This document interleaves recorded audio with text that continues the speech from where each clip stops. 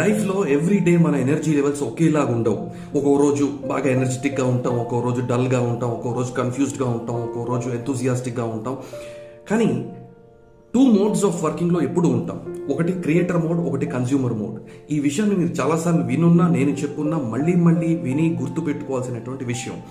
మీరు మళ్ళీ if you want to come back, మీ ఎనర్జీని మళ్ళీ తీసుకురావాలి, నేను ఏదో ఒకటి చేయాలి అనే ఒపీనియన్ కనుక ఉండుంటే, ఆలోచన ఉండుంటే, మీరు చేయవలసిన సింపుల్ థింగ్ ఏంటి అని అంటే, కన్జ్యూమర్ మోడ్లో నుంచి క్రియేటర్ మోడ్లోకి రండి. ఎందుకంటే డల్గా ఉండగానే ఫస్ట్ థింగ్ మనకు జరిగేది ఏంటంటే కన్జ్యూమర్ మోడ్లోకి వెళ్ళిపోతాం. వెంటనే మొబైల్ తీసి 4 వీడియోలు చూద్దాం, లేకపోతే ఏదైనా బుక్ చదువుదాం.